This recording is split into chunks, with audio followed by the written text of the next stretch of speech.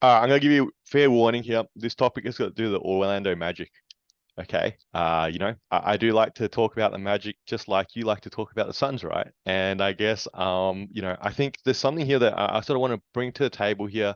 Let's have a chat about it because, I don't know. I have this feeling here. Okay, and I'll lead us into this. Okay, it started obviously with game four now in the books here. Nuggets grabbed that game, and Aaron Gordon had a huge game. Yeah, had a huge game, 27 points there, was the highest scorer for the Nuggets, and he sort of really was impactful in a meaningful game that the the Nuggets played.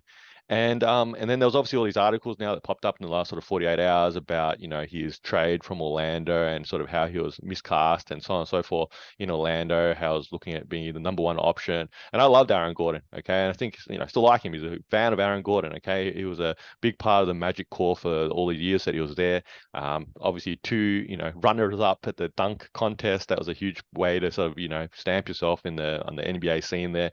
Arguably, he should have won at least one of those dunk contests. Let's be clear. Some huge dunks there. Always great to play back on YouTube sort of situation there. But again, at the Magic, he was never really valued in that way. And I guess I'm wondering here, does the Magic have a talent evaluation issue? It feels a little bit like that as a Magic fan. And I'm sort of going to, and you're going to say obviously, and understandably so, every sort of trade or every sort of draft and every player you sign has a ripple effect. Yeah, absolutely. I 100% agree. Okay, you do this and this happens. You trade this player and then suddenly down the line you get your draft pick that lands this player. Totally get it. Okay. But I guess if we just look back at a few names here, and I could probably pull up a few more, alongside these. Okay, Aaron Gordon, obviously, firstly, went from the Magic, all right, to the Nuggets here. He was traded. Let me pull it up. What for Gary Harris? All right, RJ Hampton. All right, and I think and a protected pick. Okay, now I guess we gave away this guy. We got these players back, and we really, let's be clear, lost his trade. That's probably the greater reality. We lost his trade. We traded Victor Oladipo. Okay. Actually, for we actually traded. I don't know if you realize it. We traded Oladipo. All right, for and Ilyasova. I don't know if you remember that kid. Played for a few teams all over the years, and the pick that turned up to be Sabonis. All right, to the Thunder for Ibaka. And look, Ibaka was a quality contributor, I guess, on that Raptors team there. But he came over here, I think, played 1 year and then left. Okay, and again, let's grade that trade. We probably lost that trade too. All right, and I guess some other ones that quickly sort of go back and wind the Vucevic trade. Right now, I think clearly Vucevic is still a much more productive player than Wendell Carter Jr. Sure, Wendell Carter Jr. is younger and so on and so forth. We got the protected pick on that too, and so on and so forth. But it's like we seem to have these players. We have them for a period of time. We look at what they do. They don't seem to be that impactful. And then we send them away for peanuts, it feels like, and they go somewhere else and they become a core part of a team wherever they go, okay, whatever the role they sort of fit into. And then, we end up being worse off. So I don't know. What do you think? I don't know if it's a talent evaluation issue. I think it's more a direction issue. So when Vucevic and Gordon were on the Magic, if my memory serves me correct, you guys were competing for those first round exits against the top two seeds. That's really what that ended up being. Um, and then obviously the Magic decided to trade both those players for, I guess, a tanking or youth movement, depending on what PR spin they want to give to it. And Aaron Gordon had a like if you look back on historical articles about him, it's constantly he has the talent and he has these big games, but he's not consistent. He's never going to be a franchise player. And then Vucevic as well, he very quiet, 20 and 10 guy with a couple of flaws in his game and two really strong pieces that I agree. I don't think you traded like for like value there. I think maybe there was an obsession. RJ Hampton, for example, was this young 19-year-old that potentially had potential. Wendell Carter Jr., people really love him. And I don't think I could tell you more than like one thing about him outside of his name. Um, so I don't really know what the appeal is there, but I also think there's a bit of a thread here that we know that situations are really important for players, and there are players on one team that are irrelevant and then suddenly become very important on another. And sometimes that's got to do with the lens that we're looking at them in. For example, Aaron Gordon is going to look really good as a trade value marketable player right now because he's actually in the NBA Finals doing something. And I don't know if you saw as well as a quick aside, Ish Smith is about to win his first NBA championship after having a record 13 NBA teams. You know, the spotlight always goes on the teams that are successful. That's quite normal.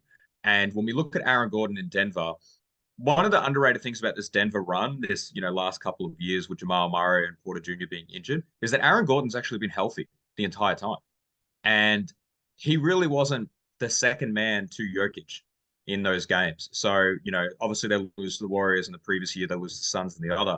He was there for both those losses and didn't really step up. Jokic had his big games, no one else really stepped up. Jokic needed help. They get Murray and Porter Jr. back now. All of a sudden they're a contender. Aaron Gordon's just in a really perfect spot. He's got a lot of raw talent. He's quite versatile, shown a lot of defensive prowess in these series, but he benefits of being on this team. And what you got back in him was probably proportionate to that to a degree.